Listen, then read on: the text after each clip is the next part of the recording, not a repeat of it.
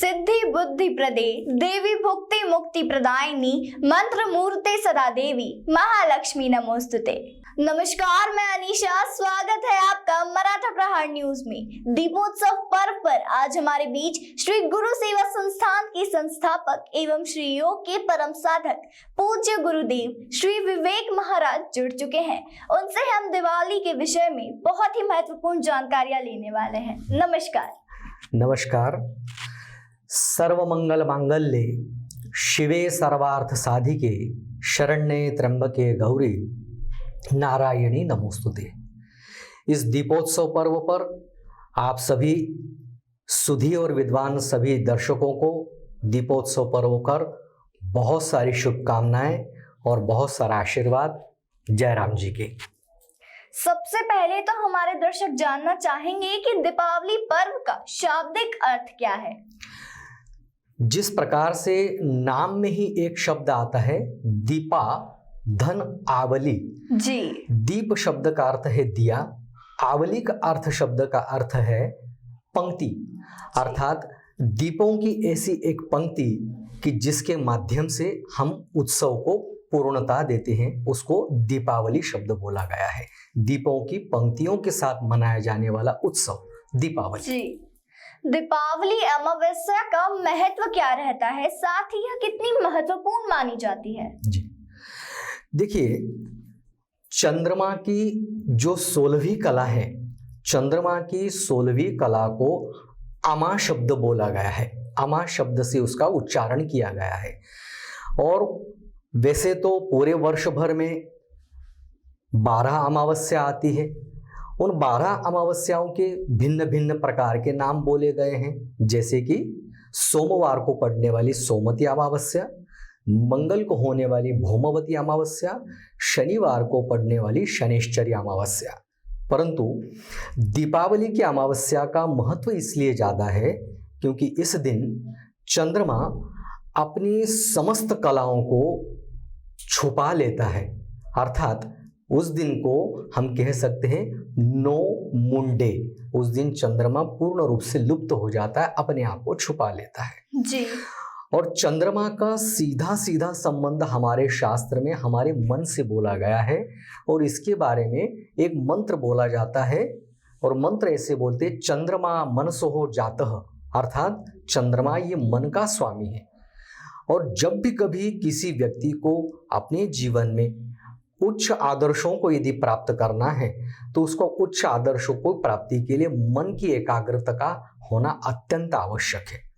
और जब हमारा मन विकार रहित, किसी भी प्रकार की बाधाओं से रहित होकर के एकाग्रता को प्राप्त करता है तो व्यक्ति अपने जीवन में सर्वोच्च स्थिति में आना शुरू कर देता है। इसको इस प्रकार से समझें कि जिस दिन चंद्रमा अस्त हो गया, अर्थात दीपावली के दिन सूर्य और चंद्रमा दोनों एक ही राशि में स्थित होते हैं। चंद्रमा पूर्ण रूप से अस्त हो गया, अर्थात हमारा मन विकारों से शून्य हो गया। और उस दिन हम संकल्प लेते हैं कि हमारे जीवन में हमको सर्वोच्च स्थिति की ओर अग्रसर होना है। जैसे भगवान बुद्ध ने एक शब्द बोला गया है, भगवान बुद्ध एक शब्द बोलते हैं, अपदीपो भव, अपना दीप स्वयं जलाएं, अर्थात मन की एकाग्रता करके हम अपने आप को सर्वोच्च स्थिति में लाएं। इस प्रकार से इसका एक विशेष महत्व बोला गया है। उसी तरह से दीपावली की अमावस्या इन सब चीज़ों के लिए, अर्थात लक्ष्य प्राप्ति के लिए, साधना सिद्धि के लिए, हमारे व्यापार, कार्यक्षेत्र, नौकरी, प्रगति, शिक्षा में एकाग्रता को बढ़ाने के लिए ये सहायक ये तिथि बोली गई है। इसलिए दीपावली की अमावस्या को सर्वश्रेष्ठ बोला गया है। एक चीज़ इसके अंदर में और भी मेरी तरफ से कहना चाहूँगा, जो योग साधक होते हैं, जिसको योगिक पंथ में योग साधना जो बोला जाता है, उस योग साधना में आज के दिन का बड़ा महत्व है। और वो भी एक विशेष समय बोला गया है जिसे बोलते हैं महानिशा काल। महानिशा काल में व्यक्ति अपने मन की परम स्थिति को प्राप्त करके अपने जीवन के उच्च आदर्शों को प्राप्त कर सकता है। इसलिए दीपावली एक ऐसा पर्व है कि जिसमें व्यक्ति अपने जीवन को पूर्ण रूप से रूपांतरित करके अपने जीवन की श्रेष्ठता को प्राप्त कर सकता है। ऐसा इसका दीपावली अमावस्या का महत्व है। गुरुदेव, अब हमारे दर्शक आपसे जानना चाहेंगे कि महालक्ष्मी शब्द का क्या अर्थ है। देखिए, महालक्ष्मी शब्द का अर्थ इस प्रकार से है, जैसे विघ्नों का हरण करने वाले, ये भगवान गणेश, यदि हम गणेश की उपासना करते हैं विघ्नों का हरण होता है। सभी प्रकार के कल्याण करने वाले जो देवता हैं, सब कल्याण को करने वाले देवता हैं महादेव। उसी प्रकार से जीवन में महा अर्थात बड़ा, लक्ष्मी अर्थात लक्ष्य की पूर्ति करवाने में सहायक होने वाली देवी।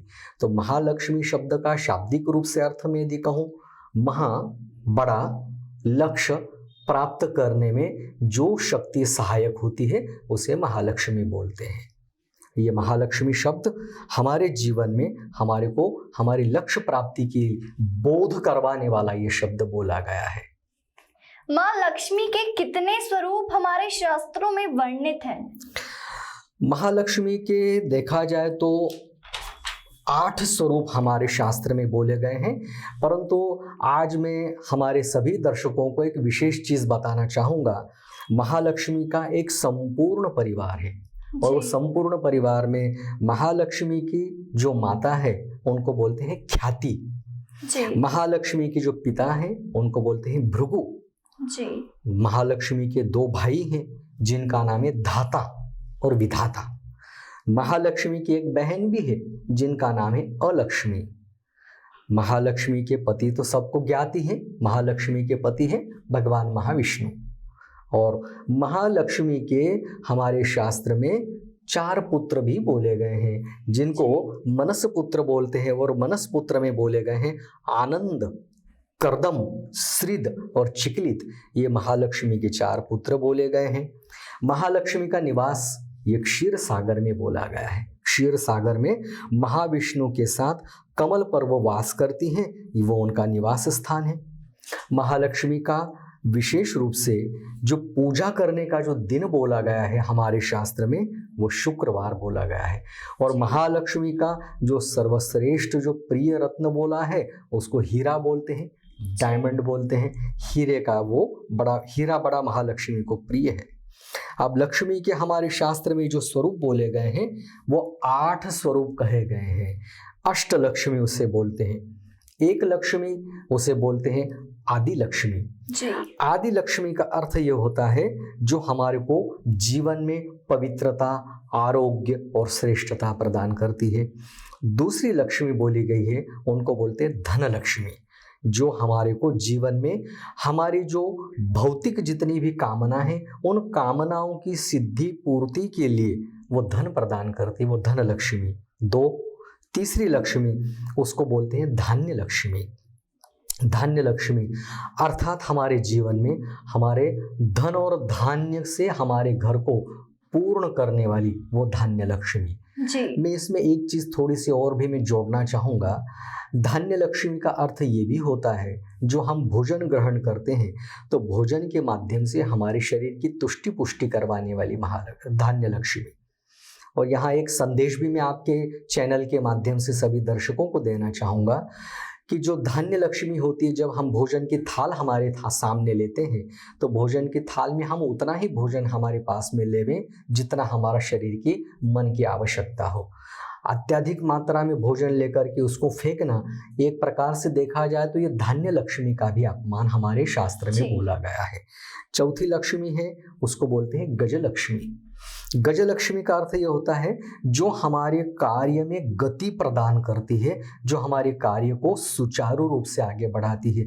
जो हमारे दैनिक जीवन में अवरोध आते हैं, कोई व्यक्ति बोलता है कि हमारे जीवन में इस प्रकार का ये कष्ट है, बाधा है, हमारे कार्य नहीं हो पाते हैं जी। तो वो गजलक्ष्मी जो होती है वो हमारे कार्य में गति प्रदान करती है। उसी प्रकार से लक्ष्मी का जो 5वां स्वरूप बोला है उस 5वें स्वरूप को संतान लक्ष्मी बोलते हैं। संतान लक्ष्मी हमारे संतान की रक्षा करती है। जिन घरों में संतान का अभाव होता है, संतान लक्ष्मी का पूजन करने पर वो संतान लक्ष्मी हमें आशीर्वाद के रूप में संतति प्रदान करती है। छठी लक्ष्मी उसको बोलते हैं वीर लक्ष्मी। उसका एक और नाम है, उसका नाम है धैर्य लक्ष्मी। कुछ कुछ लोग जीवन में इस प्रकार से होते हैं कि जिनके अंदर धैर्य नहीं होता जी। और जो धैर्य विहीन व्यक्ति होता है वो व्यक्ति अपने जीवन में अपने लक्ष्य को कभी भी प्राप्त नहीं कर सकता। तो ये जो धैर्य लक्ष्मी है, इनका दूसरा नाम है वीर लक्ष्मी। वीर लक्ष्मी अर्थात जो हमारे मन को वीरता प्रदान करती है, जो हमारे मन को धैर्य प्रदान करती है। और जब व्यक्ति के जीवन में धैर्य आ जाता है, हम बोलते हैं ना भाई ये व्यक्ति पेशेंस लेस है, इसके अंदर पेशेंस नहीं है जी। तो जो व्यक्ति जीवन में पेशेंस नहीं लगता है उसको लक्ष्य की प्राप्ति नहीं हो सकती। अधीर व्यक्ति जीवन में लक्ष्य प्राप्त नहीं कर सकता है। तो वीर लक्ष्मी धैर्य लक्ष्मी होती है। सातवीं लक्ष्मी इनको बोलते हैं विजय लक्ष्मी। विजय लक्ष्मी अर्थात हम जब भी कभी किसी कार्य की शुरुआत करते हैं तो सब कार्य की शुरुआत में जिस लक्ष्मी का आशीर्वाद हमारे साथ में होना चाहिए तो उस लक्ष्मी को विजय लक्ष्मी बोला गया है। जैसे हम किसी इंटरव्यू के लिए जा रहे हैं, हम किसी परीक्षा की तैयारी करके परीक्षा देने जा रहे हैं जी। हम हमारे जीवन में किसी भी शुभ कार्य को करने के लिए जा रहे हैं तो वहाँ पर विजय लक्ष्मी हमारे साथ में हो तो हम बोलते हैं ना सर्वत्र विजय प्राप्ति, हमारी सब जगह पर विजय प्राप्त होती है। उसी तरह से एक लक्ष्मी का 8वां स्वरूप एक बोला गया है, उसको बोलते हैं विद्या लक्ष्मी।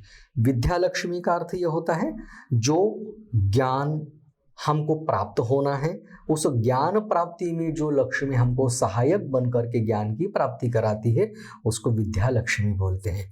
इस प्रकार से अष्ट लक्ष्मी हमारे शास्त्र में बोली गई है। अब यहाँ पर एक विशेष चीज आप सभी दर्शकों से मैं साझा करना चाहूंगा। लक्ष्मी जी के 2 स्वरूप बोले गए हैं। एक देवी उसको बोलते हैं भूदेवी, ये भूदेवी जिस पे ऊपर हम वास करते हैं, निवास करते हैं। एक देवी उनको बोलते हैं श्री देवी। श्री देवी का अर्थ होता है ये महालक्ष्मी स्वयं भगवान नारायण के साथ में वास करती है। तो श्री देवी और भूदेवी, भूदेवी को प्रसन्न यदि व्यक्ति जीवन में रखता है तो वो भूदेवी हमारे जीवन के अंदर 2 प्रकार से सहायता करती है।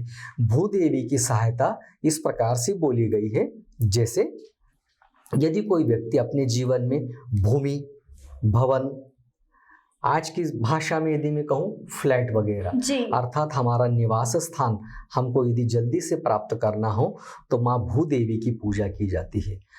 उसी तरह से मैं एक और इसमें विषय मेरी तरफ से यदि मैं कहना चाहूँ तो वो इस प्रकार से, जैसे हमारा जो इंदौर शहर है ये स्वच्छ इंदौर, सुंदर इंदौर के नारे से है।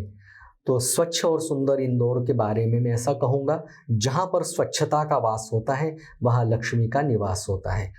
भूदेवी के संदर्भ में ऐसा कहूँगा कि कुछ लोग यदि अपने जीवन में इस प्रकार से हमारे भूमि भवन और कोई हमारी संपत्ति प्राप्त करना चाहते हैं तो उस संपत्ति की प्राप्ति के लिए भूदेवी की उपासना यदि करें तो उनको उसकी प्राप्ति होती है। लेकिन भूदेवी तभी प्रसन्न होती है जब हम उसको शुद्ध और पवित्र रखते हैं। कुछ लोगों को एक आदत होती है कि चाहे जहाँ वहाँ पीक कर देना, थूक देना, तो वहाँ से भूदेवी नाराज होती है। तो ये भूदेवी का एक स्वरूप है। श्री देवी का स्वरूप ये नारायण के साथ में भी निवास करती है, इसको चंचला भी कहते हैं। लक्ष्मी जी का एक नाम चंचला भी है। तो वो चंचला देवी रहती है जो नारायण के साथ निवास करती है। इस प्रकार से अष्टलक्ष्मी, भूदेवी, श्री देवी, इनका एक और नाम है, उनको बोलते हैं पद्मा, शची, पद्म प्रिया, पद्मनाभ प्रिया, चंद्र सहोदरी, ऐसे महालक्ष्मी के अनंत नाम है। गुरुदेव, इस दीपोत्सव पर महालक्ष्मी की कृपा पाने के लिए दर्शक किस प्रकार पूजा कर सकते हैं या कोई पाठ कर सकते हैं? दीपोत्सव पर्व पर महालक्ष्मी को प्रसन्न करने के वैसे तो सरल सहज प्रयोग है, परंतु मैं कहूँगा कि जो लक्ष्मी चालीसा होती है, लक्ष्मी चालीसा का पाठ कर सकते हैं। दूसरा, एक विशिष्ट प्रकार का मंत्र मैं यहाँ पर मेरी तरफ से देना चाहूँगा, उस मंत्र का भी वो पाठ करें। और महानिशा काल में यदि हम पाठ करते हैं तो उस महानिशा काल के पाठ को विशेष रूप से फलदायी बोला गया है। महानिशा काल होता है लगभग रात्रि में 12:05-7 से लेकर के उधर 1:05 20 से 25 मिनट के आसपास ये महानिशा काल बोला गया है। तो महानिशा काल में लक्ष्मी चालीसा का पाठ करें। एक मंत्र मैं यहाँ पर मेरी तरफ से कहना चाहूँगा। मंत्र है ओम ह्रीं श्रीं श्री महालक्ष्मी नमः।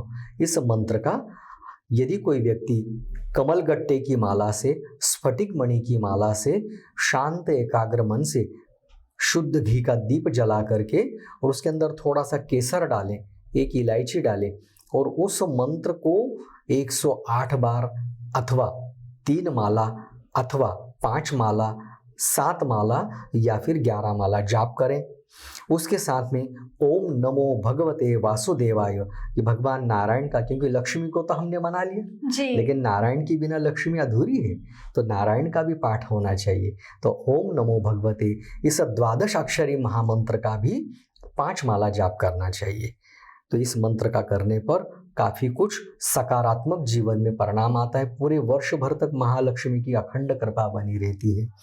यहाँ एक चीज़ में मेरी तरफ से और भी मैं कहूँ, जिसे हम अष्टलक्ष्मी बोलते हैं, तो वह अष्टलक्ष्मी 8 सिद्धियों को प्रदान करती है। वह 8 दिशाओं में स्थित होती है।